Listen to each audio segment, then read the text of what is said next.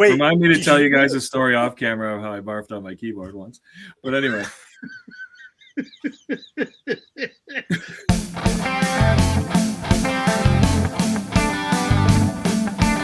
Welcome to Just Ranked, your favorite music ranking show. Hey, just do me a real quick favor, please. All of us a favor. Like and subscribe, please. Like and subscribe.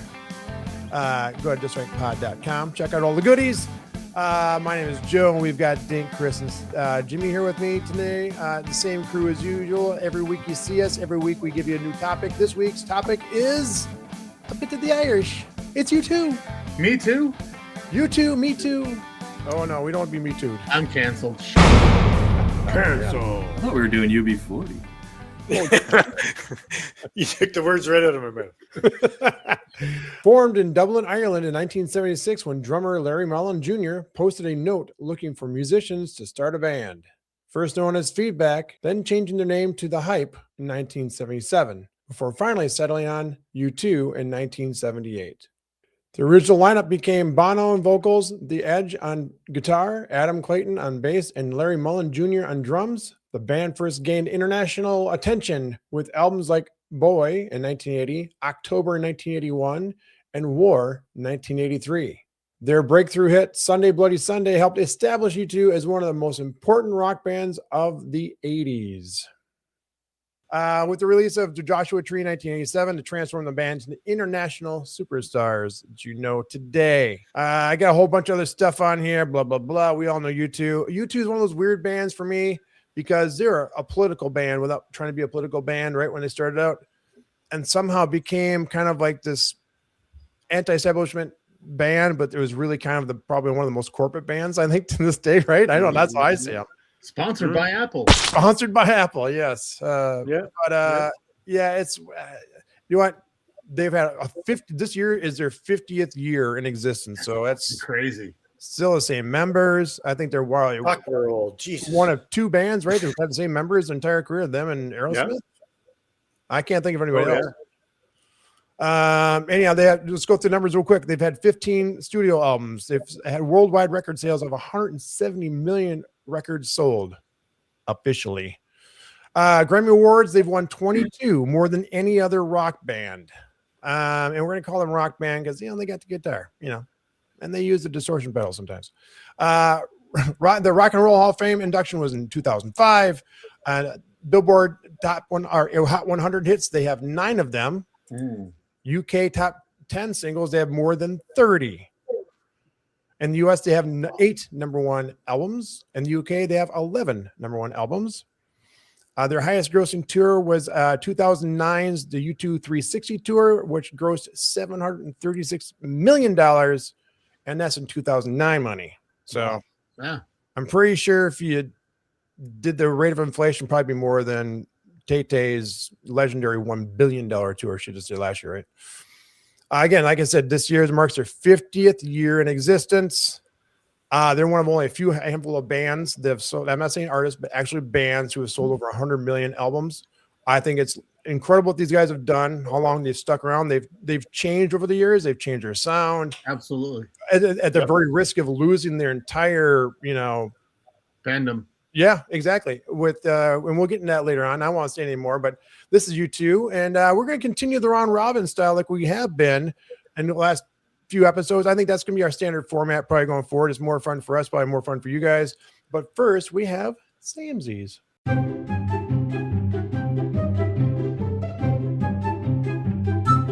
Safe. I'm going 2. Yeah, I'm with Jimmy. Safe. I'm going 2. 4. Ooh. I'll split the difference and say 3 then. Wow, 4. Wow. All right, cool. Dink, get to start off. See what our first Samesies is. All right. I bet it's one right out of the gate. Oh. Jimmy's dramatic pauses. The audio listeners love the dramatic pause. They love good dead air, right? All right, my number. I don't have a disclaimer. This list, I did a bit of juggling, but this list has pretty much been locked in for a long time, about 10 years. Some of these songs grandfathered or antiqued in. Love this band. Never seen them in concert, and I Yeah, know no. a few friends that go every time they tour. They go because That's they're awesome. massive fans. So Mhm. my number one goes back to '83 in the War album, and it is New Number Year's Day. 4. What did I say? Number 1. Well, my number 4, my first one I'm presenting is New Year's. There we go. There you go. Here's it. I love this song. Cheers. What Oh, is it? Samesy?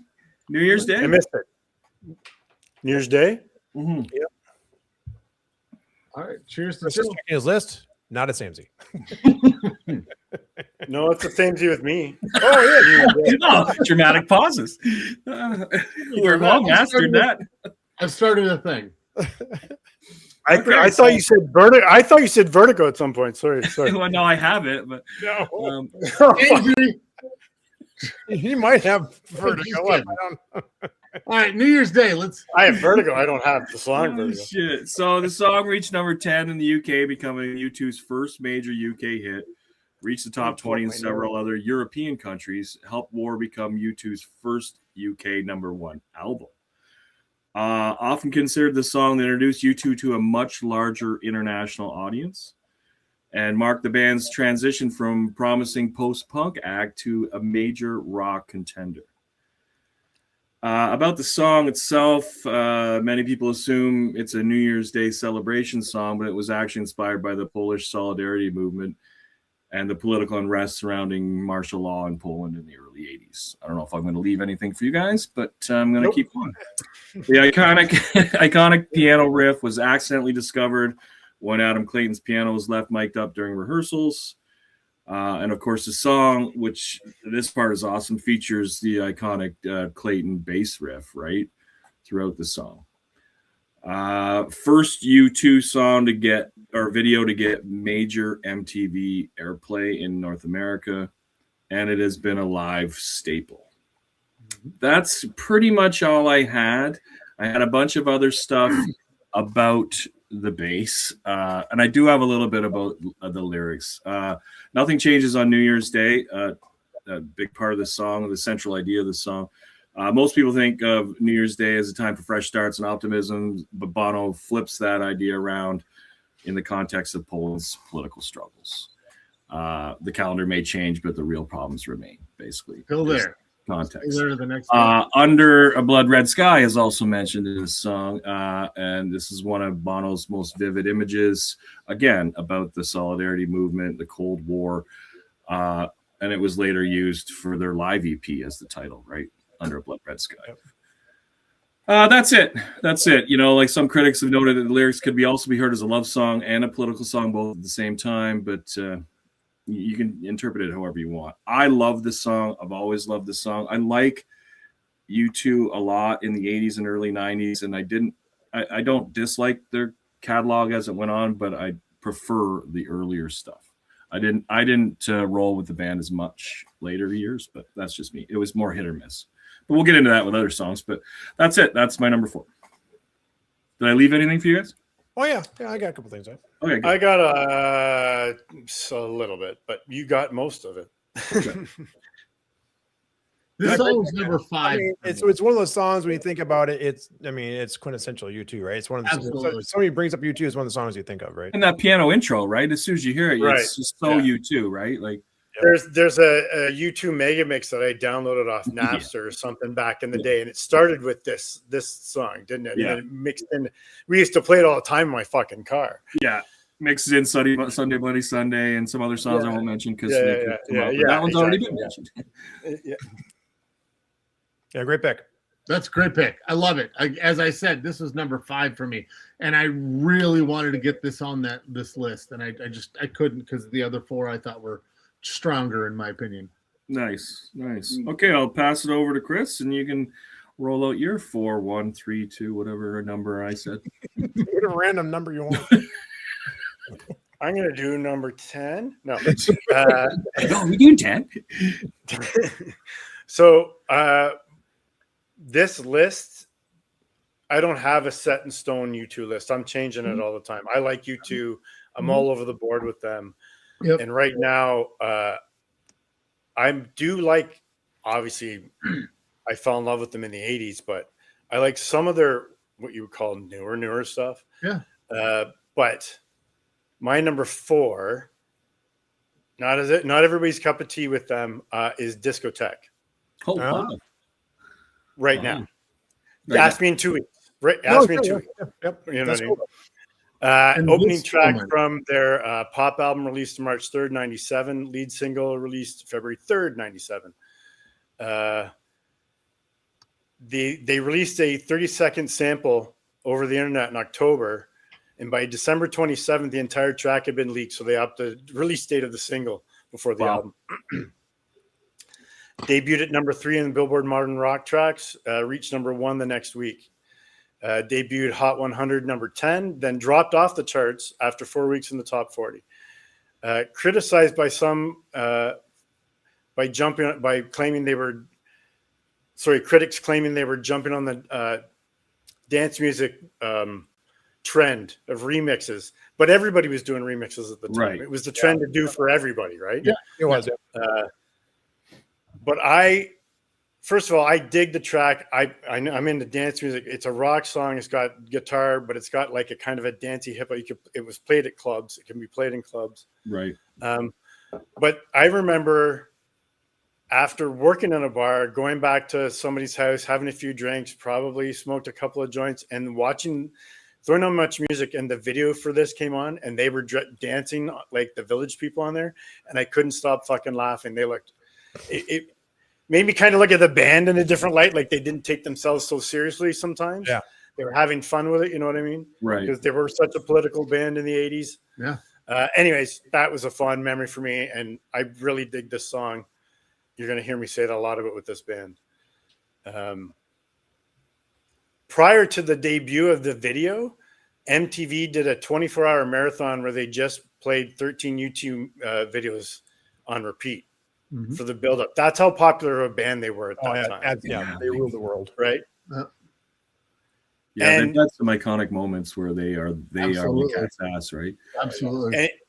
And it went, not to say that they're not popular now. This song, so as of yesterday, Spotify streams, it's number 79th on YouTube all-time streams with 16,319,365, and it still gets 4,966 daily streams.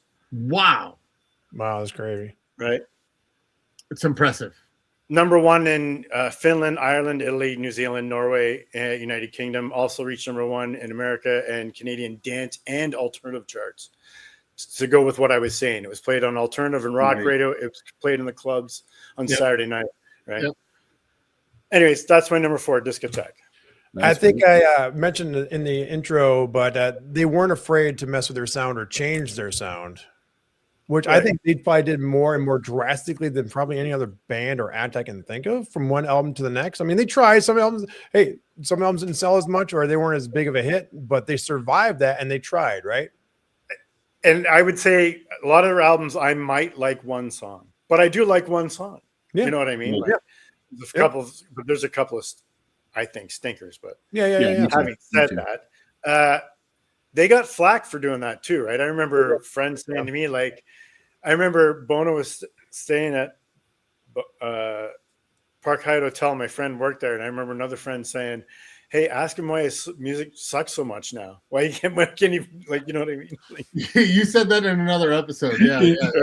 And Dink was the guy that had fucking asked him. Like, I could be wrong. Well, see, I think the funny thing is a lot of people complain that a lot of bands will, they're just doing the same thing over and over again, right? And they do the same thing over and over again. Right. Metallica got that flack up until really like Unjustice for All, and then all of a sudden Black Album they changed again. Like, oh my god, they went mainstream. Right. So they like it until they don't like it, and then when you don't, that's the thing, right? There's no win. They always sound the same. Oh shit! Why can't you sound like you do? I can't do good music like you do. Drum. Right? With that being said, I think this is like a moment of truth for me as well. Is I hate when a band changes their sound because they're not changing with me. Versus the band needs to do what they need to do. It doesn't matter what I think.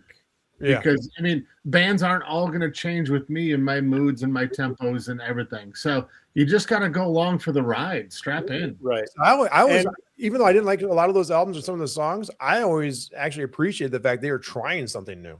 Absolutely. And they didn't have to. It's Right. not like their popularity was going down. They were superstars, right? And they still like, we're going to change things up. Right. They still sold out the Sphere for what was it, 14 days straight. Yeah. Yeah, right. And I find I go back and listen to some of their stuff that I thought was, oh, there's just nothing on there that I like. And then I'm like, oh, actually, that's not bad. And I start to like them. Maybe it's because I've matured. Some say I haven't, Right. you know, but you That's know, what I like, was getting at. Yeah. yeah. I feel the same way kind of about Madonna. How Nice. she was always kind of playing with her sound. Mhm. And as some of it was a complete miss for me, but now you go back and listen to some of those albums that you didn't give any attention to because Yeah. and you're like, there's a couple on there that aren't so bad. Why didn't they get big? And this other song's garbage that was on the radio all the time. But Sometimes they're ahead of the curve, you know? right. Absolutely. And I think I'm guilty of that one. I think I said about Madonna back then, she's just going with whatever the trend is. I think I actually said that to somebody. Right. But she was the curve. Yeah. Right. Right. Anyways, that's my number 4. Jimmy, up to you.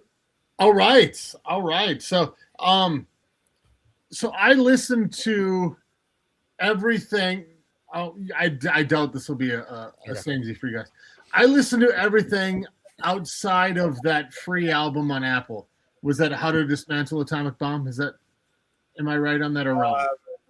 No, the one on Free with Apple was the Innocence one. Innocence one. Sorry. I didn't Yeah. listen to that. Oh, I'm never listening to that again. Like, I just didn't listen to it. Sorry. I listened to Sorry, it. YouTube fan. I actually don't think I have listened to that. I don't think I Yeah. did. But I went through and I listened to the majority of their discography, as I tend to do every single week. Even I'm like, I know what my songs are. I still listen because I might find something. My my 4 and my number 3 have been there since I heard them the first time. So number 4 is 4 minutes and 12 seconds of awesome, in my opinion. It is from the War album 1983. It's the 4th track. This is Drowning Man.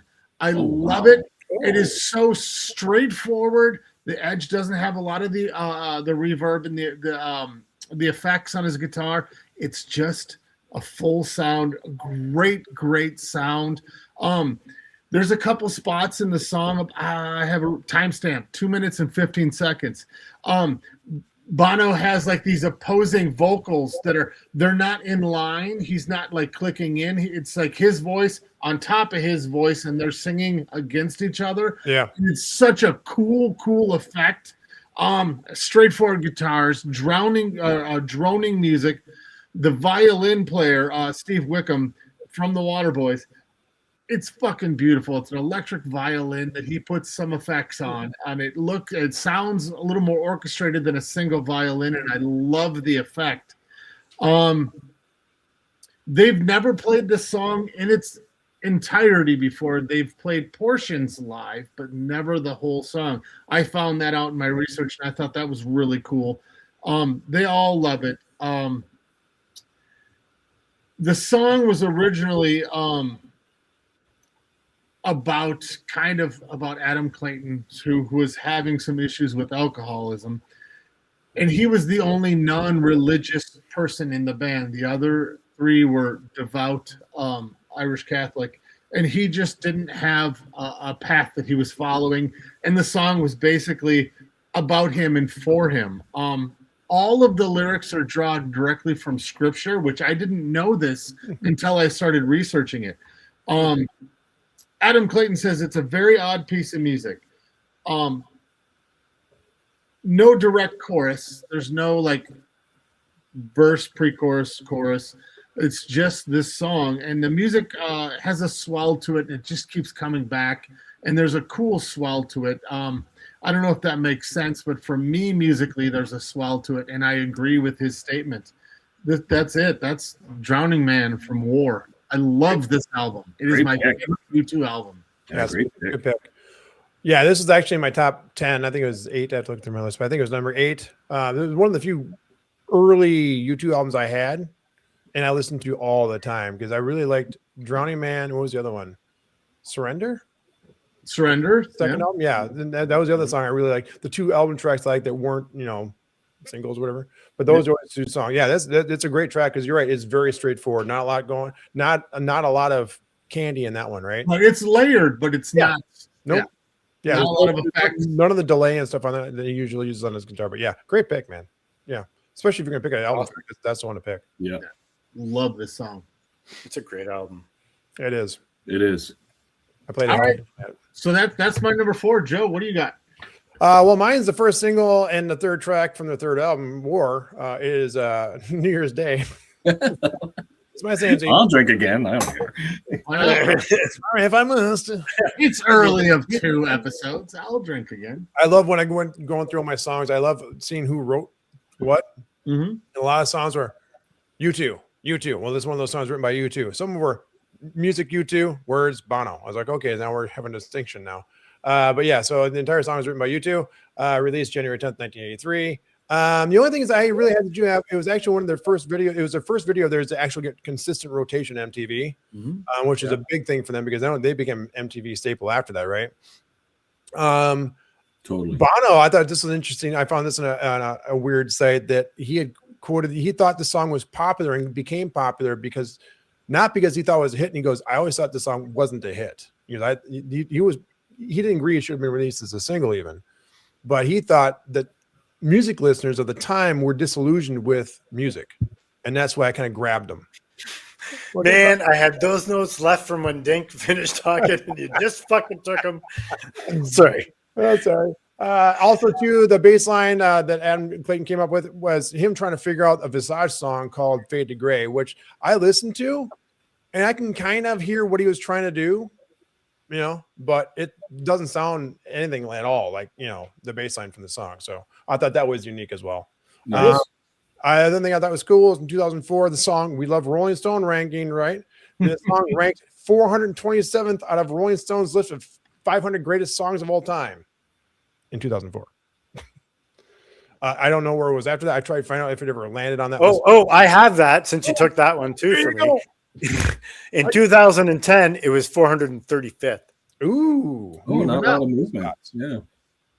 Yeah, that's all I got. So yeah, I mean, what are you gonna say about this song? It's one of their quintessential songs. It's when you think of them, I love it. Think of right. Great album. Like I said, a couple other tracks were in my top 10 that weren't the singles. Like I said, Drowning Man was for sure one. But yeah, can't say enough about this album. Let's hear about Nick's number 3 pick. My number 3. Yeah, or you 2 or you first, whichever one you want to do. Yeah, right. 15. All right, well, insert logo. This is my basic bitch.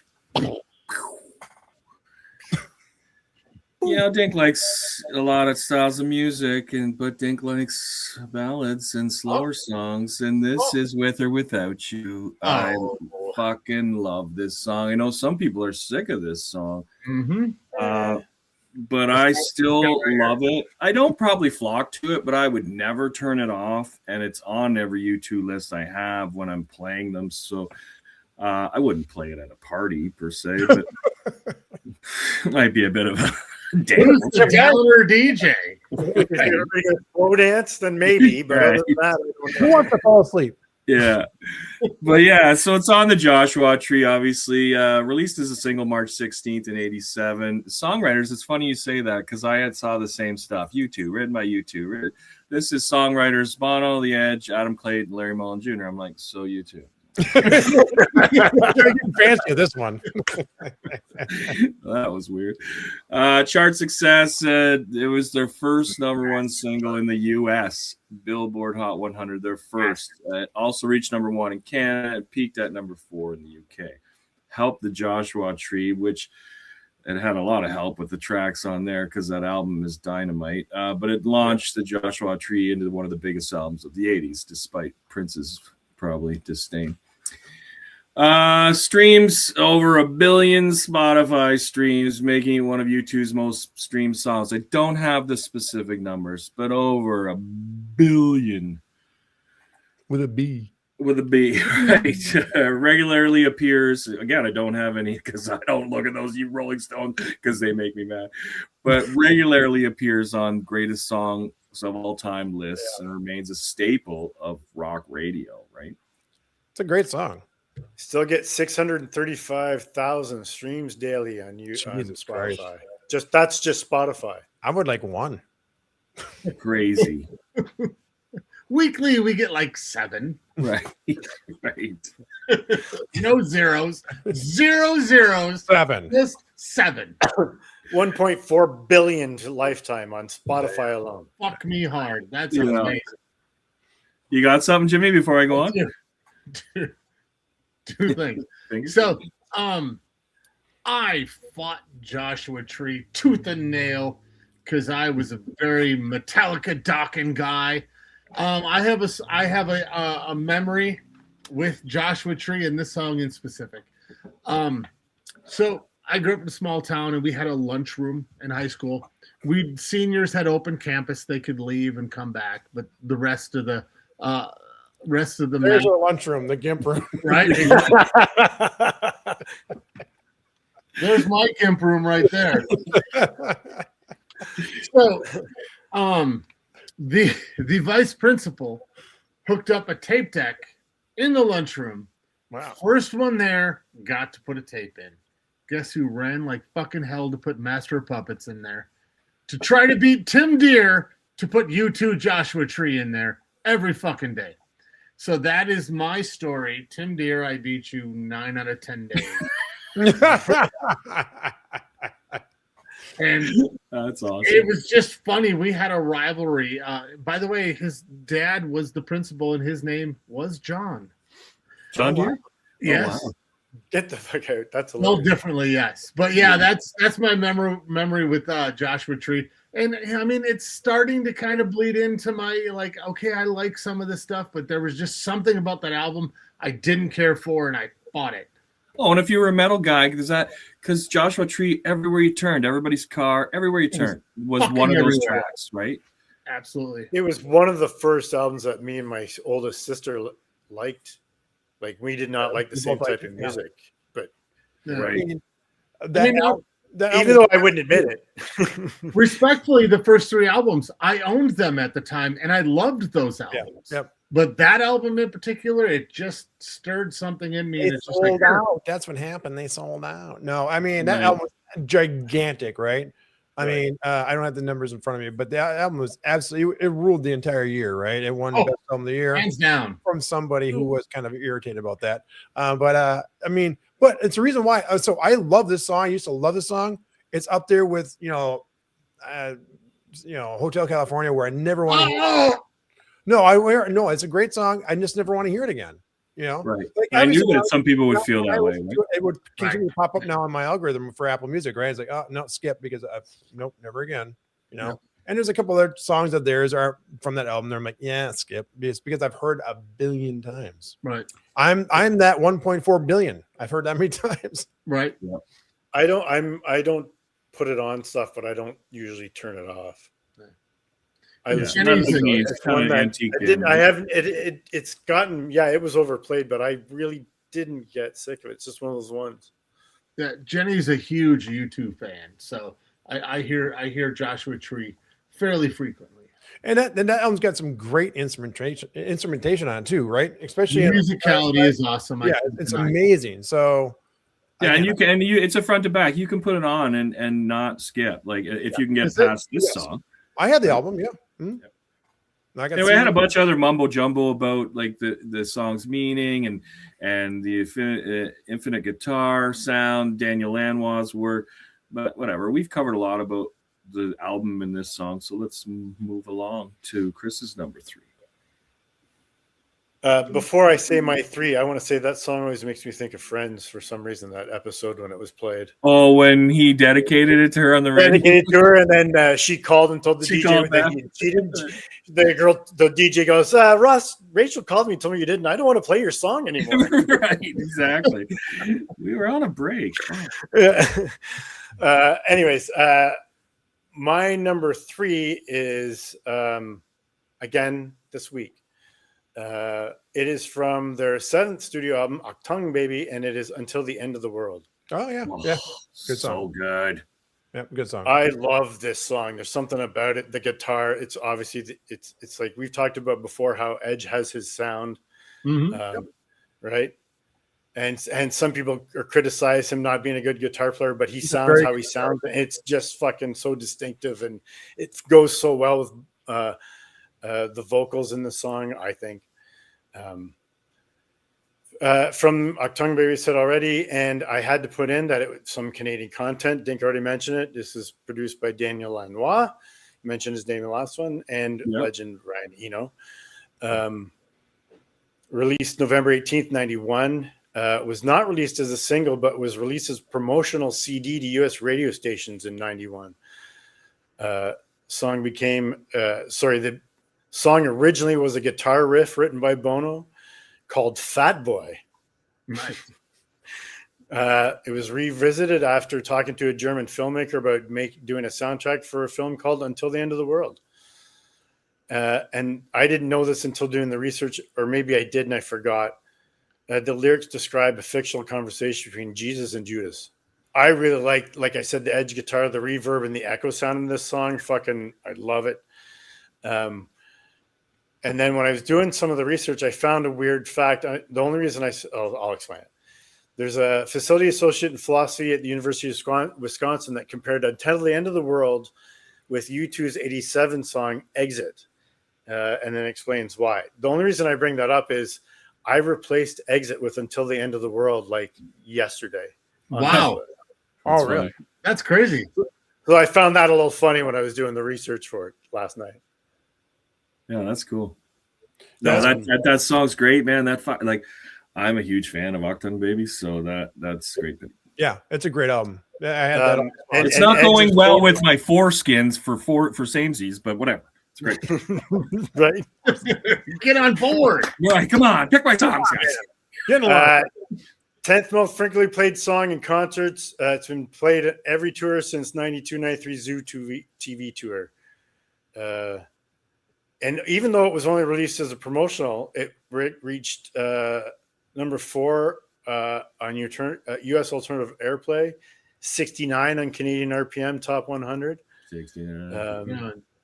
Jinx. Edge was quoted as saying that he thinks it's the most that it is a popular song live because it showcases what all of them can do, and they do it all very well. Yeah.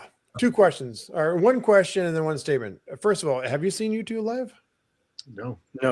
Okay, you haven't. Okay, because Chris has seen everyone live. No. The other thing is too, I've heard this thing from especially other guitarists about the Edge isn't very good. The dude's a very good guitarist. I mean, he's considered a virtuoso. Yes. And what his ability to play is not always showcased in the songs he writes, because a good guitarist writes for the song and doesn't play a million notes per fucking measure, right? There you go. Piggybacking on that, if Jimmy Page says you are amazing, Yes. Right. Yeah. For me. Also, I don't know if it's just the way he acts, but Edge seems to not really care what people think about his guitar. Oh, no, not at all. He's in one of the fucking most major bands of all time, and he's a legend in himself. Go ahead. That, To quote Jimmy, shut the fuck up. right? And to call back to our 87 episode, we were talking about Joe, if you remember, we were talking about distinctive guitar sounds, guys that have their own sound. And I said that he plays ching, chinga, chinga, chinga, chinga, chinga, chinga, ching, which is a ridiculous description of guitar, right? But he's got his own sound. Regardless of playing to this song or their change in styles of music, you can always kind of tell it's him, and that says something, I think. Oh yeah, 100%. You know how hard it is to come up with your own sound and not sound like somebody else? I think that's what you said, just in case you didn't remember. Yeah. Well, and that's amazing because that seems like the first time I've ever heard that. So this is a brand new conversation. Right. I had a great comment and I lost. I do have Spotify numbers for this song as well. Yes. I went on a Spotify kick. It's number 38 in their catalog for how many streams, and it is 41,723,090. So with 12,362 daily as of yesterday. Right. Still daily. That's amazing. I remember what I was gonna say. Like when That was a dramatic pause. yeah, it was. When people like start talking shit about somebody has too many effects and whatnot, if you think about it, the electric guitar is all effects. As soon as you plug it in, it is effects. Yeah. So Exactly. I played the 1,000,000,000%. electric guitar for like 20 seconds. All I know is I wanted more fucking distortion and echo and, and effects. That's what I wanted when I right, not knowing what I was doing on it. Right. Yeah. right. So I mean that was my comment to piggyback off what Joe was saying. Yeah. Great comment. Because like I said, No, and that's why I like it. I like the echo. I like the reverb. I like what he does. I just he does it well. And that's part of the guitar. It's part of his writing process. He knows what to use and where to put it. Yeah. And with his delays that he has, and it takes an incredible amount of talent to be able to play to that delay or the reverb or everything to make it all sound fantastic. I'm sorry, it's the musician part of me. No, yeah. Not only that, but to do it live as well, not sitting in your fucking little room on your chair where you're not moving and when you're walking around, blah, blah, blah. Yeah, it's not easy. Right, especially when the sound system has its own natural delay with the audience, and then you have your little monitor. If the monitor is correct, especially back then, there was no in-ear monitors. No, right. There's only stage monitors. So imagine that now as well. So and right, I haven't seen them live, but all of their live stuff sounds so good. Sounds so You know good, what I mean? right? I've never heard anyone say that was a terrible concert. Everyone always loves it. Correct. And they don't track anything. Unlike a lot of bands, especially at their age, they're still not tracking shit. Well, doing the research on this particular episode, I went back and watched 1983, or actually technically it was 1984's U2 live at Red Rocks. Oh, what an amazing show! So good, yeah. Every fucking note of that show. I had to pause it if I was going to run to the kitchen or the bathroom or whatever. And I loved it. It was at fucking 25. It was amazing. It was awesome. And I loved that concert. I remember watching it on, I think it was Showtime or HBO, wherever it got released on back then. Right. And just amazing. Just loved it. And I went back and watched it for the first time in probably 30 years. And I just melted, and it was such a great show. The energy was amazing, and just the sound was awesome, and it was awesome. His hair, Bono's hair. His hair was awesome. Yep. His sunglasses were on point. Right. Adam Clayton's fro was on point. Right. There was the right amount of ching. Perfect amount, yes, with delay. All right, Jimmy, it's your number 3. All right, number 3. What? 3. All right, so I'm going to stay with U2's War on this 1983. It's another deeper track, 4 minutes 48 seconds, Like a Song. Oh, fucking love this song. This is so amazing. Oh no, the deep cuts. What's really? I wouldn't have thought. I didn't even think of this song. Yeah. I did not, but I almost went 4 songs from this album because I adore this album so fucking much. I played the shit out of the CD, this tape, any version I could get. I put my ear to the ground. Hopefully I could hear it that way too. I loved it so much. There wasn't a lot of notes on it. There was a bunch of hearsay and stuff in Reddit that I found. There's no direct meaning to the song, but I mean, for me, it's about how people really are. They get on a train. They find their meaning through caught up in movements and whatnot. When they get caught up in their movements, they just fucking ditch everyone. Yeah. And then all of a sudden that movement's gone. Where'd everyone go? They go back to their people. And that's just kind of the meaning for me, but there's not a lot of info on this. I love this fucking song. It's a goosebump song. Goose pimples. Goose pimples. All the time. Your legs. Yep, it's a Goose Pimple song for me. I just fucking adore it. I love how the song is layered. I love how it's put together. Again, it's another one of those straightforward songs, and I just fucking adore it. I may have alluded to say that album is fucking something else, man. Like those early albums are front to back are great. I was gonna say you could pick any song on his album and you'd be you're good. Yeah, I almost did. Yeah. Yep. And you know what? I wouldn't have shamed you for doing it either. So right. Maybe a little bit. It's a great album, and the fact that they even got I won't say better, but they just kept on going and making great albums after this album. Because a lot of times you think you have an album like this and you burn too bright, and the next album's like, you know, and they just kept on getting bigger. Yeah, well, you could say that totally after all that stuff we said about Joshua Tree. It was fucking everywhere. And then, of course, they did have Rattle and Hum in between. But when Octung Baby came out, I was like, oh, here we go again. But it was such a different sound. But it was everywhere for a while, too, right? It still sounded like them. They had that magic where they changed their complete sound and still sound like U2. Still sound like U2, right? I mean, if you take a song like, believe it or not, it's in my top 20, but a really weird song of theirs, which I still love, and the video is weird, but and the Edge sings it. It's Numb. Numb? Yeah, it almost made the list. Almost made the list. I've always had this infatuation with this with that song because it's just video is fucking weird. Like it's weird, but it's just so very kind of it's not a complicated song at all, right? It's kind of a droning song with him just kind of talking. Not to change the subject on different songs, but that's just the ability they were able to do is they could do something like that or do something like a song and sound like still the same band. Right. Or even at times when it doesn't sound like U2, but then when Bono does his high parts in that song, you're like, there they are. Like it's coming together, right? Or even lemon. I can't look at a fucking lemon and I can't look at a lemon in the grocery store without doing that in my head or out loud. Like I did it last night at our backyard party. Right? Yeah. Who wants tequila? That song almost made my least like list a couple weeks ago. I'm not a fan of that song. I'm really not. No, I agree with that. Yeah, I'm with you.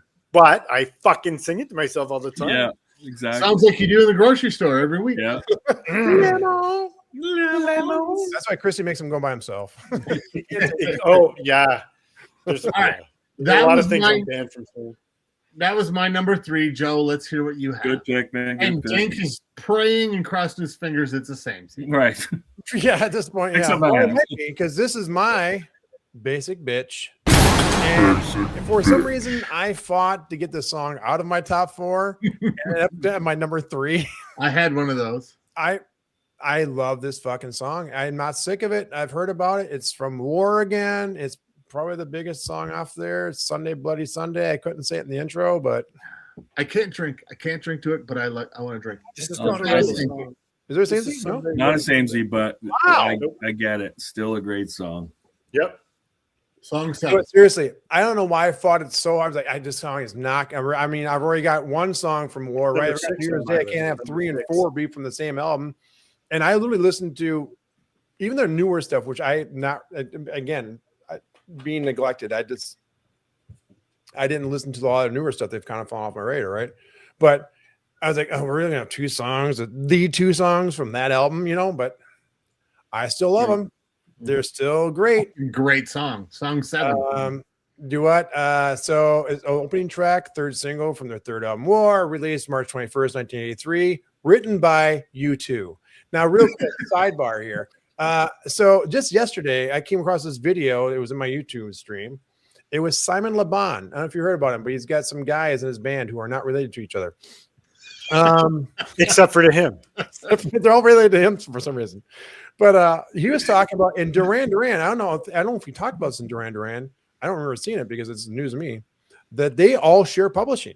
He's like, if I write a song, it's mine, and only I wrote it. He goes, we all get publishing. Because he goes, do you want to know what we did? He goes, not because we wanted everyone to have the same lifestyle, because that's kind of what it was. Because we knew if we did that, everyone would want the best songs in the album. It wouldn't be like, oh, Joe got his song on the album, so we got to put that fucking thing on there. Yeah. And which I thought that's kind of fucking brilliant. And it's a very small thing, but it's the same idea I had with my band's band. It's like, well, if we make it, you add something to the song anyhow, so we should all get credit. Anyhow. With that, there's a very large, famous band, CanCon, that is now currently touring, that has lived their whole career off of all 3 of them have publishing rights, and it is Rush. Every single album, every single song, it is all Rush. Yep. And there's another band too. Right until his passing, or actually in all their albums. Well, I mean, since their 2nd album, it's been the same band, right? It wasn't up until Neil's death, but I always try to find those bands who haven't changed a member, right, in 30, 40, 50 years, right? Right. By the way, my wife hates it when I end a sentence with right. Just gonna tell you right now. I say right a lot. Our Right? conversation right now, she's annoyed with. Right? I Right? do that all I the try to time. stop saying exactly in my life or on this show, and now I just say right.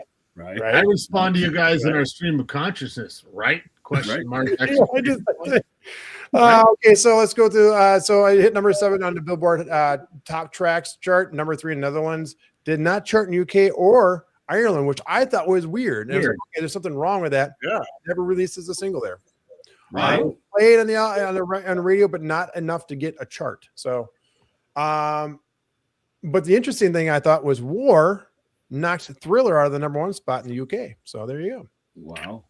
Yeah. Huh. Beat it. The song came from a guitar riff and lyric written by The Edge in 1982. So the song was already a little over a year old by the time they got to it.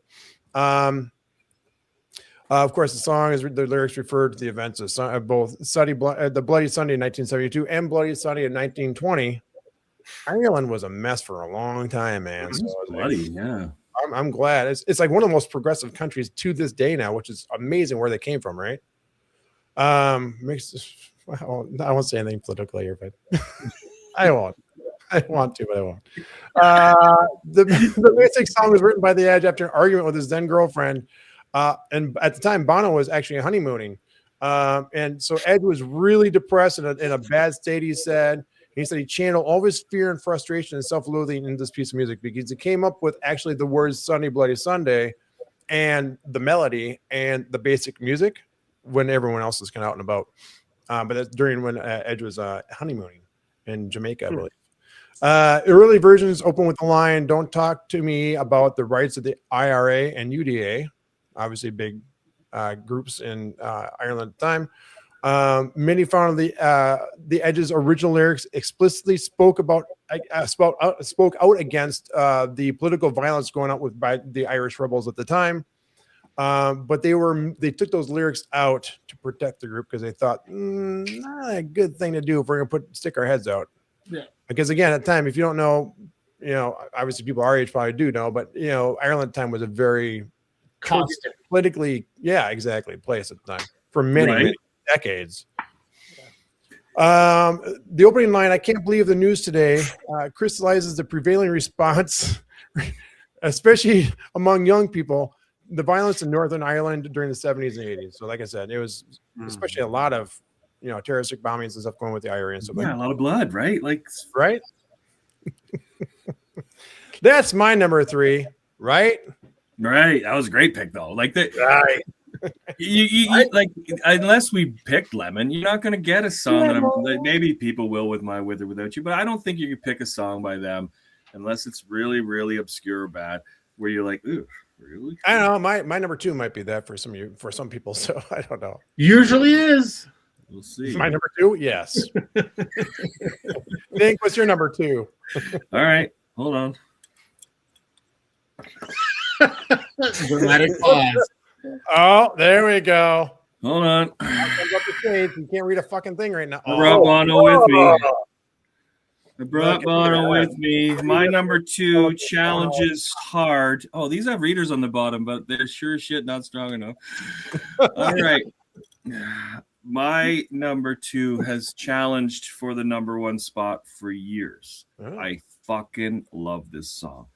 But my number 1, which we will get to next round, has always been my number 1, and I just can't seem to knock it out off its pedestal. So my number 2 is from Achtung Baby, hence the props, and it is The Fly. Oh, I wow. love this song. I played this song at a backyard party last night, and there was nobody like, ooh, is this? Nobody even really noticed because it is just a great song. Yeah. Released as the lead single from the album in October 91, reached number 1 in the UK, becoming their second UK chart topper a year or 2 after Desire from Rattle Hum, right? It hit top 10 across much of Europe and Canada, and like I said, helped introduce the album to the world, really, and the change in their sound from Joshua Tree and Rattle and Hum to this, right, where they had some heavier stuff, some more industrial stuff, like electronic stuff, a change in sound. The Fly character, which is Bono. He introduced that during the sessions for the album and took on that whole persona, right? Leather-clad, sunglasses wearing, alter ego that became a major part of the Zoo TV tour. Yep. The band has said that this song and the album itself, but the song, and I don't get where they think the album saved their career because they weren't struggling, but this song, you know what I mean? Like, this song saved them and saved those sessions that were so difficult when they were putting the album together. And maybe that part of the process I get, because writing music and putting it all together can be a struggle, I'm sure. But the Edge's heavily processed guitar sound became one of the most defining sounds of the 90s. And lyrically, the song is a collection of contradictory truths and observations delivered almost like messages from a late-night radio philosopher, is what I put down. And about the lyrics, the famous line, "Every artist is a cannibal, every poet is a thief," is one of Bono's most quoted lyrics. Yeah. I love that.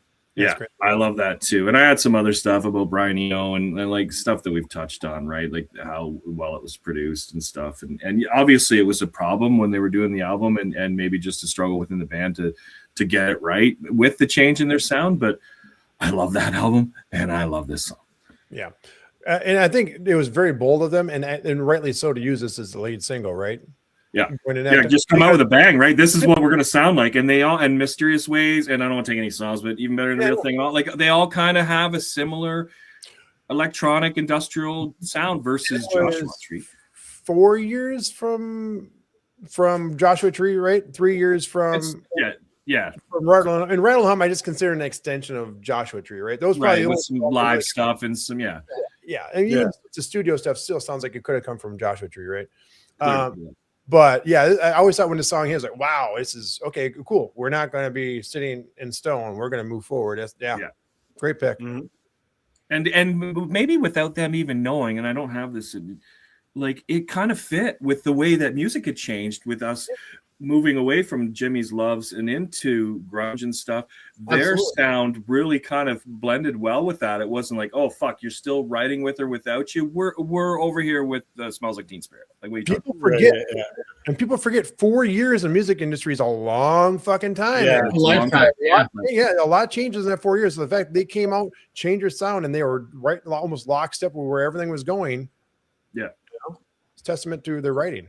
Sorry, Jimmy, I know you got something to say. No, it's fine. I was just going to mention, leading with Joshua Tree and then on to Octone Baby, and going further.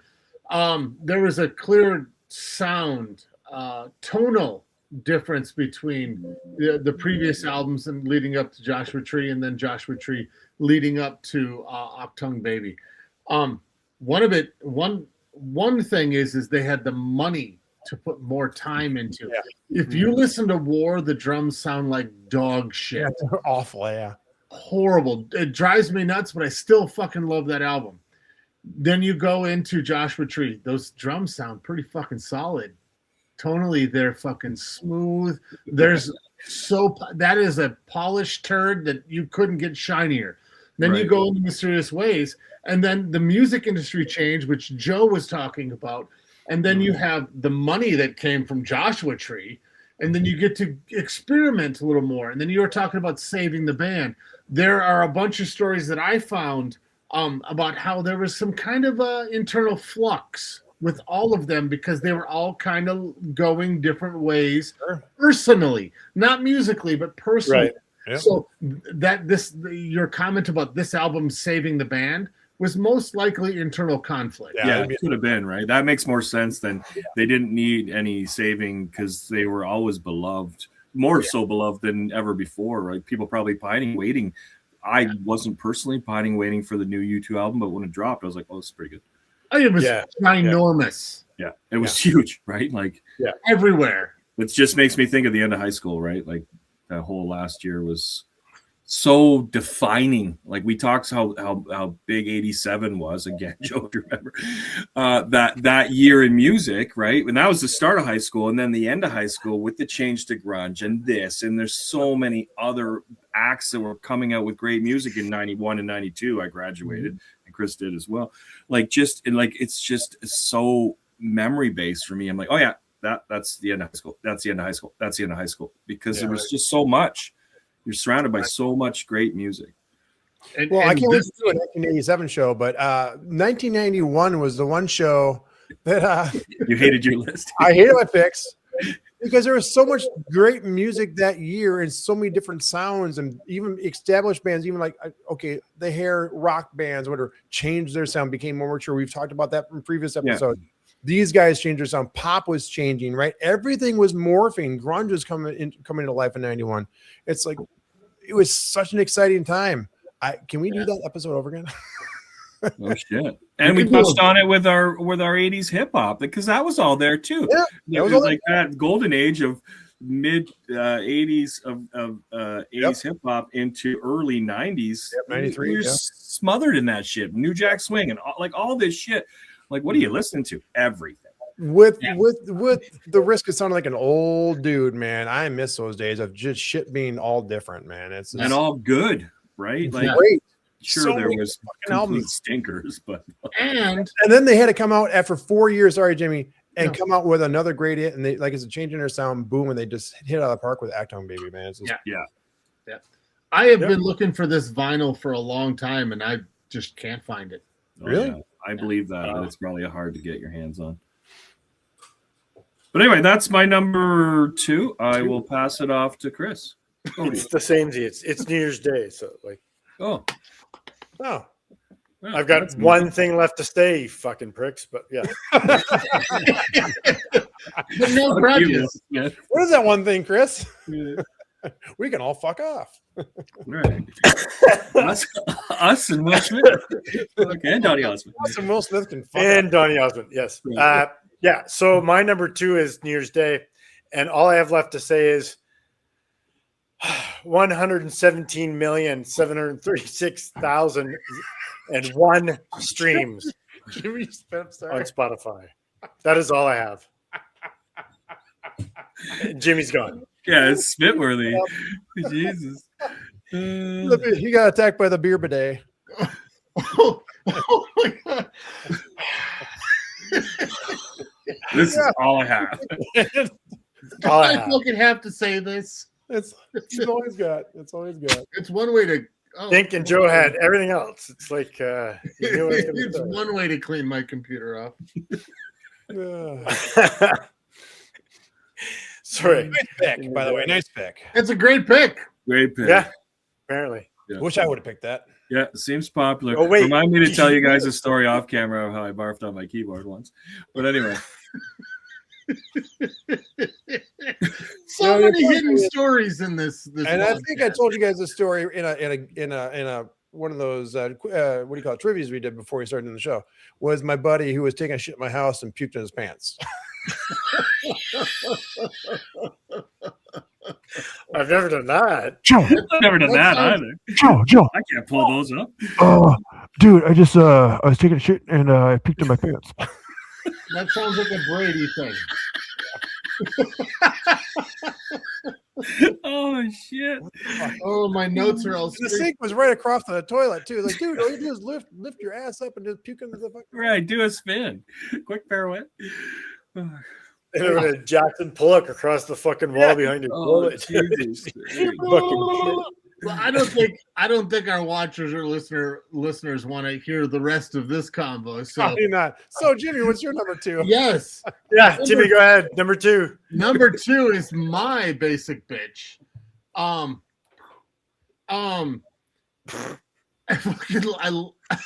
love this song. It is probably one of their most basic popular songs. It's a Beautiful Day. Oh, nice. I know. And they won the Yeah, Grammy, yeah, and he it's said, like, I don't know why we won the Grammy for this, because it doesn't have a hook. There's nothing to this and nothing to that. There's a story behind all of that, and that's the fun part of this. It's from All That You Can't Leave Behind in 2000. The world was changing severely in 2000. So as we talked about on some of these other picks, musically, the world was completely on fire because there's so many different things. R&B, hip hop, country. You had just complete pop control and rap control of And MTV's nu metal. airwaves. And then you had new metal come in there, and then you have the classic rock revitalization stuff coming in there. So it was a quagmire of music, but there was something about this song. It stuck with me, and it's stuck with me ever since, that time frame. I can't say the first time I heard it, but from that time frame. The song won 3 Grammys: Song of the Year, Record of the Year, and Best Rock Performance by a Duo or a Group. It was originally a different song called Always, which they did release that later as a B-side. Same music or what? No, it was almost a completely different song. Okay. So they had the semblance of A Beautiful Day going, but it wasn't going anywhere, and they weren't able to really move it forward. The band left for the day, and Brian Eno jumped in and started fucking around with it with some synthesizers and playing a Fender Strat in there and stuff like that. And he recorded it on several unused tracks so he could play it for the rest of the band along with what they had recorded already. Brian Eno did that with a few tracks of theirs that they just kind of gave a bunch of stuff. The first person back the next morning, as always, was The Edge. The Edge was the first person and the last person to leave every single recording session. He was a perfectionist. So Brian Eno played it for him. So he said, turn on a mic. I want to do something. He started layering these fifth harmonic backup vocals. So if you listen to the song, you'll hear like 4 or 5 vocals in the background throughout the song. And that's all The Edge. And then they stopped it. The rest of the band came and they said, hey, we want to play something for you. They were inspired. They jammed for 20 minutes. They worked out the kinks. Beautiful Day was a work, finished work. And it just, I love the story of that. I don't, you two obviously haven't been in a recording studio. Joe, you have. Some of our watchers and listeners may have been in recording studios. I have a background in recording. I did such a great job in the studio. I loved it. I was so focused and relaxed, and I loved that feeling and that story. And I could tell you stories about our fucking songs that nobody's ever fucking heard. But just, I really loved it. It hit a note with me hitting that research. Beautiful Day. Oh, that's cool. Good Nice. pick, man. Yeah, The thing I like big about song. personally about this song is I liked it, but then I saw it in like reflection videos. I had a couple of buddies, Chris, I think Ian did, in their wedding videos. I'm like, oh, this song fits that kind of like when you see something used in that, and sometimes that can dumb it down or kill it, right? You're like, oh, don't use that song. But it just made me like the song even more. That's my personal thing. So yeah, it's a song I go to. It's farther down on my list, but it's definitely one that I really enjoy by now. Me too. The weird Same. thing is, I haven't heard this song since yesterday. And this song's been in my head all fucking day. Yeah. Yeah, it's definitely a earworm for sure. It is fucking echoing in my head right now. Yeah, it's a big bombastic song. Absolutely. Which makes sense to get all those background vocals there because it just helps making the song even bigger, right? So full, yeah. It's And that video, when I do a lot of research, I base it having videos played so I can listen to it, take notes and all that stuff, and I can watch it. Same. And visually, this video is fucking beautiful with the jets flying over, seemingly right over them, and you could see the effects of the wind blowing through, Bono's hair and Larry Mullen Jr.'s lack of hair, and it was just fucking cool. I thought the video was just really cool and bombastic, like you said. Yeah, the funny thing about that is this song sounds like a pop song, right? It's a really 100%, and it still sounds like you too, right? Yeah. Yeah, it's a great song. I don't know. It's just irony that this song's been playing in my head all fucking day. So It's infectious. Absolutely. It's a really good song. And it's on my short list. It's in my top 10. Yeah, the Heart of Blue. So with that, Joe, give us your number 2. People either like this song or they fucking hate this song, I think. This is my experience over the years. This is not even from a U2 album. Oh. In fact, this is probably not even the It biggest is. song on the album. The biggest song on this album is probably from Seal. This is Hold Me, Thrill Me, Kiss Me from Batman. Oh, Yes. wow. Nice. Yes. 1995. Right. Nice. And what is with the song? It's I just I forgot. always love the song. I just love the weird effects that they got in the background. I love how everything gets real simple during the verse. It's just him and the drums, and it's like it's again. I knew the song would probably be my top 4 because I've always loved the song. I'm like, okay, well, I haven't listened to it in a while. Listen to it, I'm like, God damn, this sounds nice and fresh. Yeah. I listen to this song probably more than any other song on my list here, but again, not even on a U2 album. It was on their greatest hits later on, but released June 5th, 1995. Like other songs were on the soundtrack. Where Are You Now by Lenny Kravitz. 8 by Sunny Day Real Estate. Remember those guys? Yeah. Fuck. Kiss from a Rose from a little guy named Seal, which kind of knocked it out of the park. And this, I mean, just those 2 songs alone, right? If you ask me, Right. just by U2 and Seals. Wow. Again, written by U2, lyrics by Bono. Or The Fly, originally written for Zooropa, but not. Oh, wow. Hit number 16 on Billboard Hot 100, number 3 in Canada, number 2 in UK, number 1 in several different countries. In fact, I counted 10, including Australia. So big hit across the world. The song received Grammy Award nominations for I love this one, Best Rock Performance by a Duo or Group with Vocal. I always laugh whenever I see this one because you see it all the time, but it's like, God, can you come up with a longer title? That's And also the with, Kitchen Sink Award. Yeah. It's also nominated for a Grammy Award for Best Rock Song. There you go. So the song is about a rock star in a rock band. It's simple as that. It's just kind of funny when I think about it. I think I've talked about this before in another show, is that when you're a struggling artist, you have real struggles. You name albums like War, and you talk about real life. And now by your fucking, by the time you're in your 20th year, you're like, I'm going to sing about me being a rock star. Mhm. So how did you 2 get involved with Batman Forever? Well, Joel Schumacher actually wanted Bono to cameo as the Fly or the Mephisto character he played in Zooropa. So he was a character he played, one of the 2 characters he played in the Zooropa tour.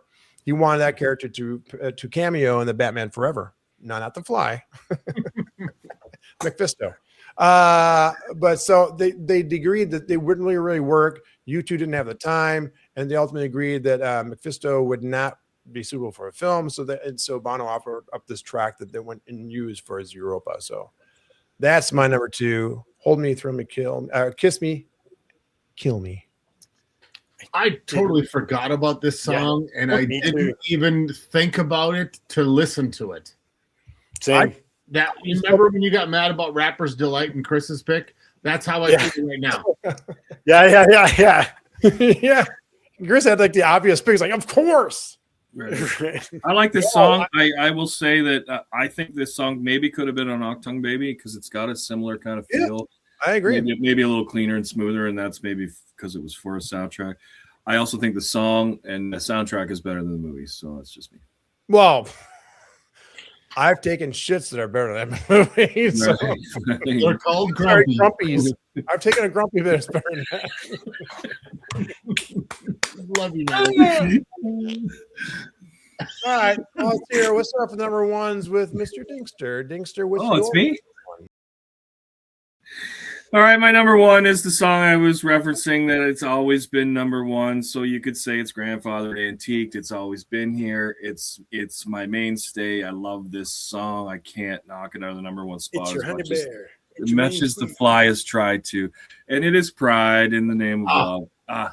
Oh, nice. Love this song. I love this song, Great. right? Like Yeah, it's a great pick. and it is one of their signature songs, right? You hear this song and it's just so U2.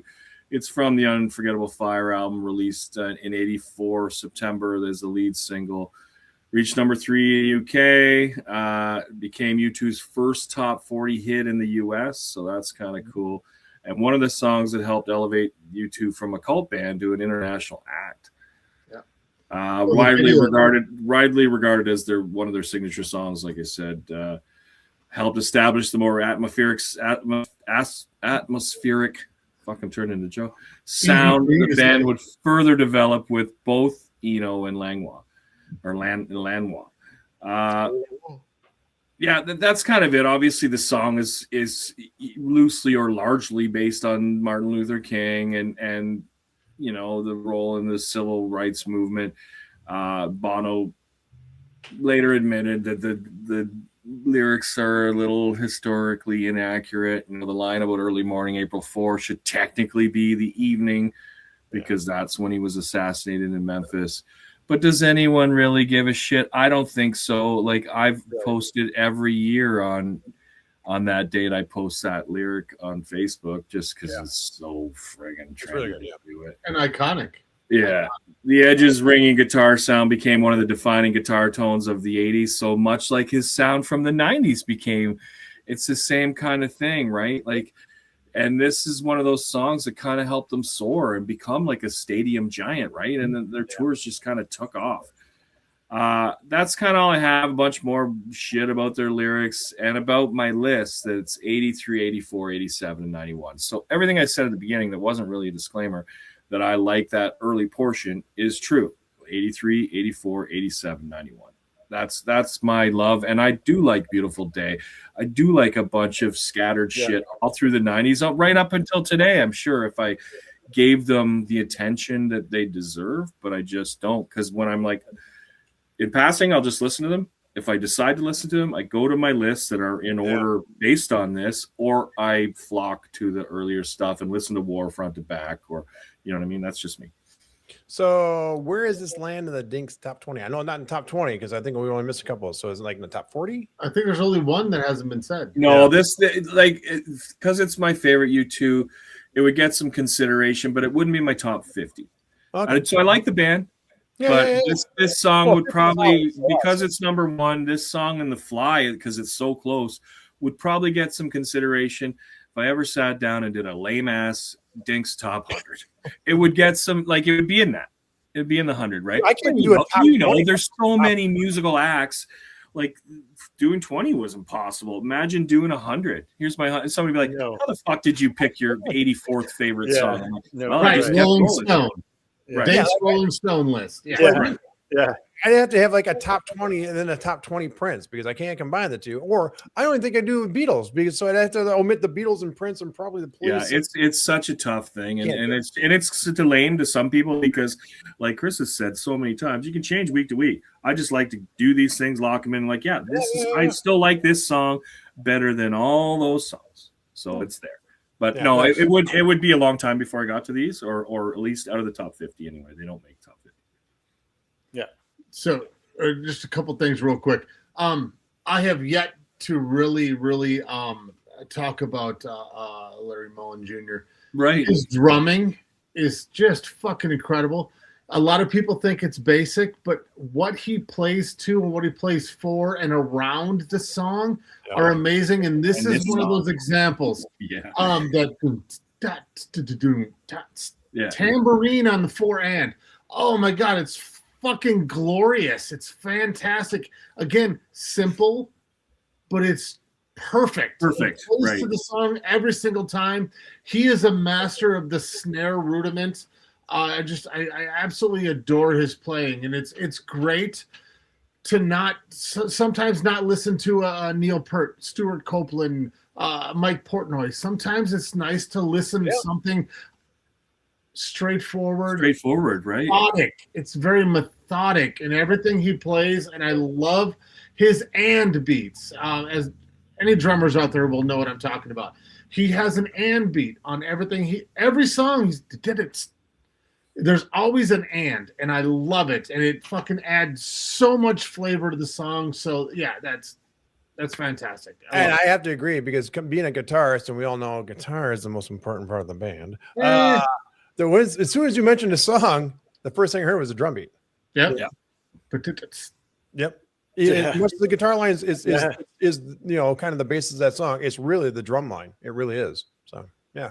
Well put. And another person that has not gotten any love so far. I know we're not finished with the show, but Adam Clayton is a badass bass player. Oh, yeah. Legendary. Yeah. bass player. Oh yeah. Fucking badass. The stuff that he comes up with around maybe some simplistic guitar lines, some simplistic drums, that bass drives almost every single song, and I love it. I agree. And this is but much like one of the songs Chris mentioned earlier, but there's a few of their songs where they're all really on, well, probably many other songs where they're all really on point. This song for sure. Every one of them is doing their thing, and that's maybe why I love it, because it's not just Edge's guitar that stands out or his voice. They're all great, right? Yep.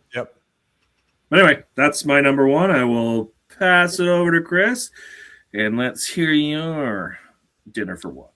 Numero uno. My dinner for one. My number one, I thought might be a basic, but maybe not because I haven't heard anybody else talk about it yet. My number one, I don't know that it's like I said before, ask me in a couple of weeks, but this one is always going to be in competition to be in the top 4. And it is Where the Streets Have No Name. Yeah. Opening track from their 87 Joshua Tree. Yeah, and I think you had another show, so wouldn't be surprised if you did, unless you left it Oh, out. and I was wondering if I did actually. Yeah, I think you did. Yeah, whether it was 87 or I can't remember the show, but I think it was 87. Yeah. Do we do it? I'd forgotten Let's that. not and I pass did not Joe. go back Like, and check. Don't ask me. It's funny. I was thinking that when I was doing this, I must have had it. yeah, so I knew you were going to have it, or unless you gave a disclaimer and said you left it out, because I knew you loved it, right? I'd forgot about that. Yeah. I'd had it in. Anyways, it's that intro and outro for that matter. The Absolutely. fucking hooks you right in, right? And just the way that song goes. The lyrics were in response to the notion that it was possible to identify a person's religion and income based on the street which they lived, particularly in Belfast, Ireland at the time. Wow. We talked about it earlier with the political unrest that was going on, and With blood. right. Sorry, I just lost track of where I was. And Edge has been quoted as saying that. Sorry, my dog's making a funny noise. I thought she was going to throw up. Sorry. That's me. That was just me. Into my underwear. Dog. Edge is quoted as saying that when he was writing the song, he wanted to make the ultimate U2 live song. He wanted the fans to really be able to enjoy it. He did it. He did it, Right. Peaked at number 13 on the Hot 100, number 14 in Canada, number 10 in the Netherlands, number 4 in the UK singles chart. And then the video obviously was famous because it was on top of a rooftop in downtown LA. And it wasn't like they got permits and told everybody they're doing it. They just told radio station just told people to show up because the U2 is going to play on the roof. But when they the video actually didn't have live audio, it was a track. track. Video won the Grammy Award for Best Performance Music Video at the 1989 Grammy Awards. The song has been played nearly at every full-length concert U2 has headlined, totaling up to 900 performances as of 2017. Yeah, Wow. The song widely regarded as one of the group's most popular live songs. Yeah. And this is the thing with the streams on this one that I found funny. It's number 8 at U2 all time. And that is for the Where the Streets Have No Name remastered version. 280,220,202. Daily, 112,000. Where the Streets Have No Name original, 32,830 all time, with 4,942 daily still. That's crazy. That's my number one. I love that song. I remember it being played, and I remember going to the movies, and we talked about Rattle and Hum. Remember they released the video in theaters. Yeah, they had And the preview, movie. Yep. they had the preview playing, and then this song was playing in the background of the preview.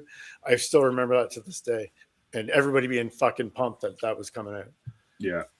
Like That we song talked about, I is- think sometimes people forget how big they actually were. Yeah. Right? The song has such a great build, right? Like, I bet it's awesome live. I bet it does really get the crowd going because Right. you're like, oh, they just played 6 hits. Oh, no, this. Oh, Another one. Right. Another one. Yeah, great pick. I know one. Admittedly, it's on that list of songs I never want to hear again. But Yeah. again, it's because I listened to that album so much and it was everywhere, especially on MTV and radio. I can't get enough of this song. I fucking love this song. That's cool. That's awesome.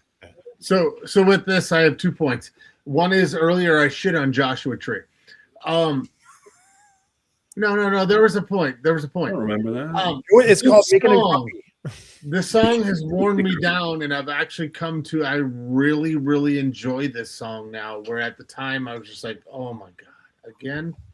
But now I get to the point I hear that ding, ding, ding, ding, ding, ding, Yeah. ding, and it just builds up. And like you were saying, Dink, that's just that massive build.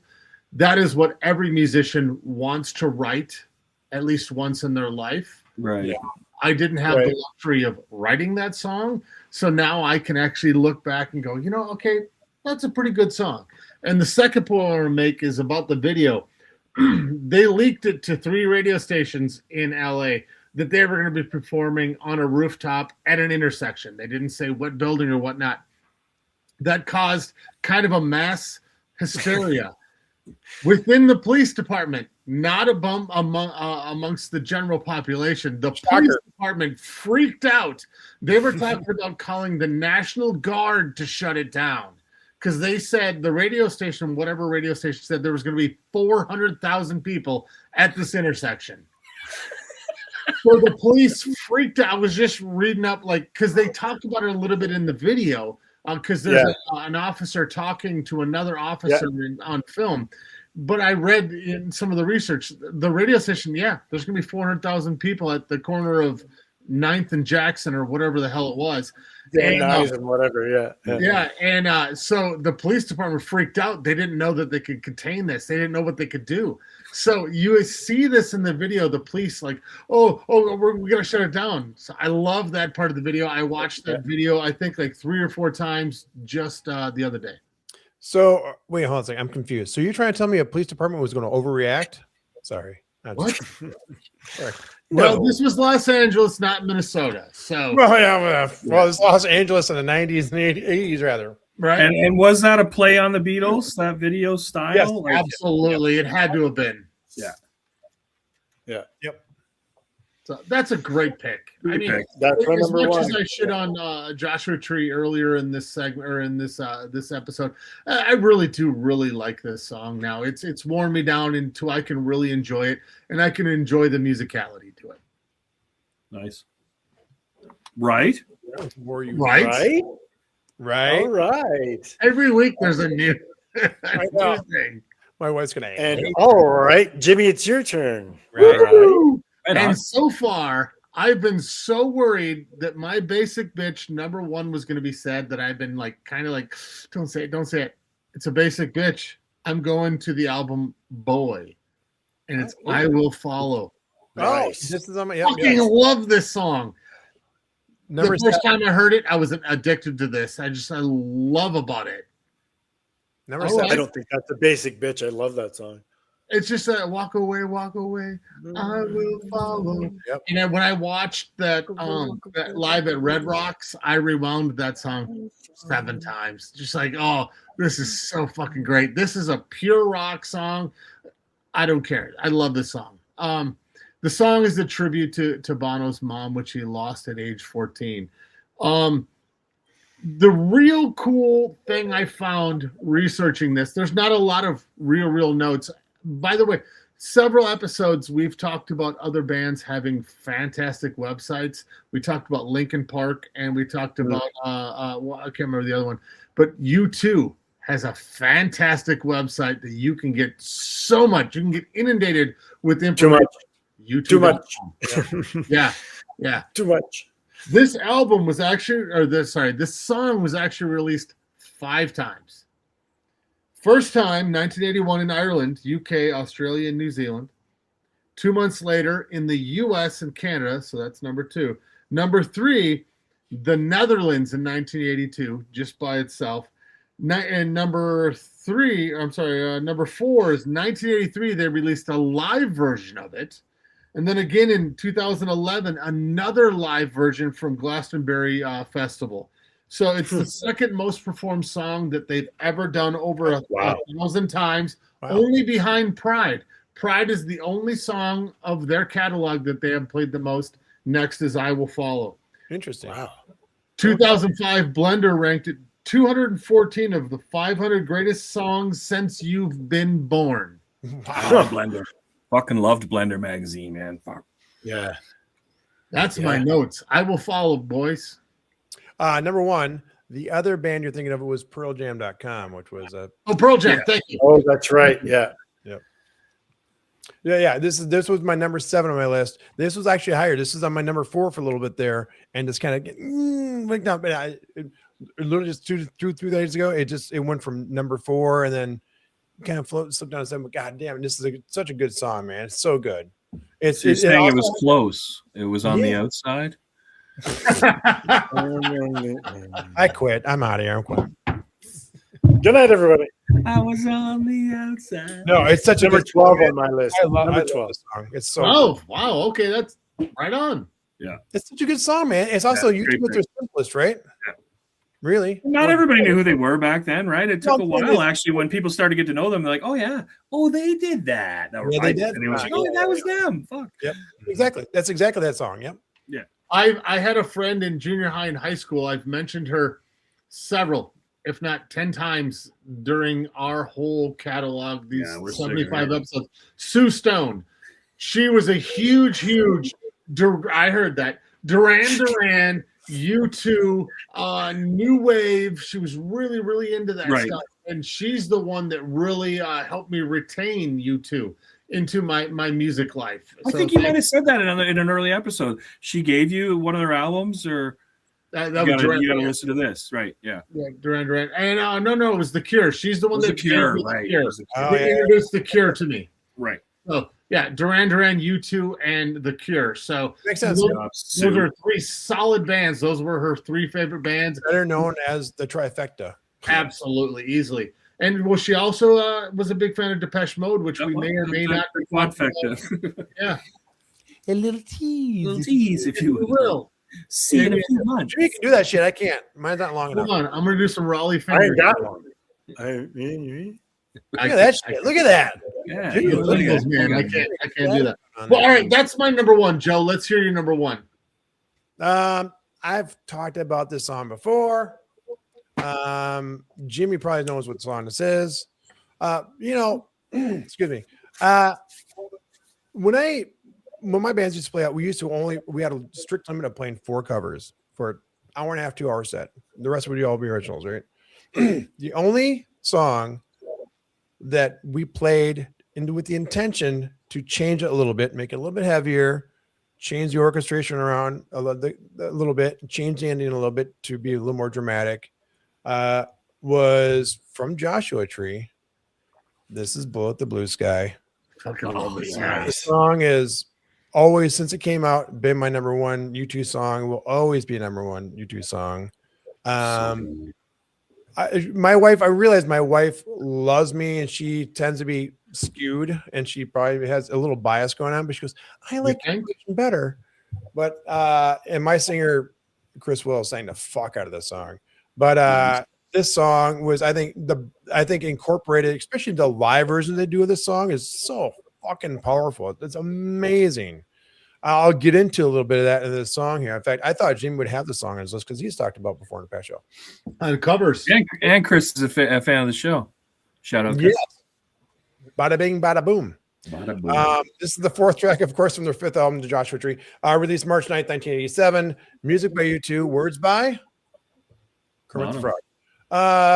Hit number 14 in Billboard rock chart. Didn't chart really anywhere else I could see. The lyrics were inspired by a trip that Bono took to Nicaragua and El Salvador. He was angry about what him and his wife experienced and saw there firsthand. Their local people were affected by the United States military. Imagine that. Imagine that.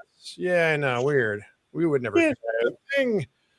Bono asked guitarist The Edge to put El Salvador through an amplifier, which I thought when I read that, I had to get that quote.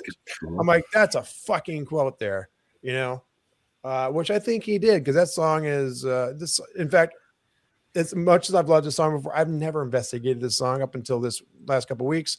There's some cool facts about this song. The Edge was inspired by a guitar riff after listening to the English band The Fall. I couldn't figure out what song. I saw that in 3 different spots. I could not find out what song he was referring to. They worked on the song for a long time, but after recording the basic tracks of the song, they realized it really wasn't as impactful as the original demo. So they decided, we'll just shelve this for a while. So they also cast it aside until who, people? We talked about before. Brian Eno heard it and took it, and he called it the Homeless Riff. He loved the song. He's like, something needs to happen to it. So he made unhoused. Yeah, well, this is 1986. So he said homeless. He said homeless for sure. And he said he convinced the band to revisit the song. So when working on Joshua Tree, a new producer, Daniel Lanois, had the band jam the song, which we found out what other song they jammed. One of you guys said that was me. Beautiful Day. Yeah, Beautiful Day. So he made him jam the song. And he actually took, again, from a 20 to 30-minute jam, Lanois actually took snippets of that jam and smashed them together and made the song. The engineer of that song, Dave Megan, thought it sounded a little like Led Zeppelin and mixed it as such. He said, I wanted to give the song Bonham-like drums. Wanted to make them really beefy, he said. Beefy. Again, in December 1986, U2 hired a different producer, Steve Lillywhite, to help with the final mix of the album. At this point, they had 2 completely different mixes of the song. And Lillywhite actually is like, I'm going to take the best parts of each song, smash them together. That's what he did. So his final mix is kind of a combination of both tracks, both final mix tracks. Over the years, the meaning of the song went from a political violence to actually a commentary on religious violence. So he's changed the lyrics a little bit live the last few years. In 2004, we love our lists and actually kind of hate them, but we still quote them for some reason. Mojo placed this song at number 17 on its list of 100 epic rock songs list. Oh, I agree with that. Yes, wow. I agree. It's one of my all-time favorite songs. Love it. Can't get enough of it. And in September 2018, the issue of Q included the song on a list of the 50 greatest revolutionary songs. So there you go. That's my number one. Great pick. This guy. Oh my God, I have such a huge note on this. Jimmy? So you talked about how it wasn't coming together. Larry Mullen Jr. wasn't playing that iconic drum line initially. And then the first splicing, there is a mistake, and there's still a mistake in the remasters. There's that is on the and if you listen to it, it jumps. And it stands as a drummer. I hear it every single time. I'm like, oh my God, I love that so much. And that is due to the splicing. Yeah. Larry Mullen Jr. fucking kills it on this song. Yes. The savior of this song, in my opinion, Larry Mullen Jr. Yeah. Yep. I agree. Love that. In fact, I talked about it on the covers. That drummer had a hard time getting the in there, so he just said, fuck it, I'm just going to hit 2 ands. So if timing wise, it doesn't make sense, but in their version, it makes sense. I love it. I love this pick. This is fucking great. Yeah, the drums carry this song for sure. I mean, the bass is kind of droning. The guitar line is, really long chords, or obviously him playing the slide, right? Which brings the drama to the song in a lot of ways, right? Who would think playing a slide on a rock song would bring the drama? It really does, though. Especially during the solo when he's playing that part too as well. Mm-hmm. Yeah, just every part about his vocals, the words, everything about the song. It's just so big and bombastic. I don't know. My favorite U2 song always will be. So yeah, love it. Great song. If we still did honorable mentions, it would be my honorable mention. Oh, yeah, I remember. Yeah, I mean, they have a whole bunch of tracks I could put in my honorable mentions, right? Yeah. So great. I mean, I had a lot of fun doing this episode. I'm sure it sounds like you guys did too. Absolutely. This was not near a chore when we had that. I'm like, okay, I already know what my number one is. Now let's find out what my next 3 are going to be. So, well, the chore was you said it wasn't a chore. For me, the chore is my 4 preconceived songs, keeping those 4 songs on my list. And my list was probably 7 or 8 times. But I think we always kind of have that, right? You always kind of think what you know, you at least you number your 3 or 4 songs, maybe, and also 9 times out of 10 they just get thrown out. I was like, oh no, it's gonna be these 2 or 3, right? Yeah. Well, great episode, guys. Great episode. Again, check us out at justrankpod.com. Do it. Like and subscribe. Hit that bell. Like who, Jimmy? ACDC. Oh, random. They're more masculine this time. But my name is Joe. His name is Chris. His name is Dink. We love you, but please, for the love of God, go fuck yourself. Don't forget me. My name is Jimmy. Keep up. Jeremy. Yeah. Go bless yourself. Just Ranked is researched and produced by the Just Ranked crew. Edited and mixed by Joe Burkle. Socials and marketing by DJR Media Services. Theme music by Blue Joker. If you're enjoying the show, please set your podcast app to download new episodes and help spread the word by leaving a review and tell everyone you know to listen. Oh, yeah, right. Well, I tell you what. Why don't you go fuck yourself?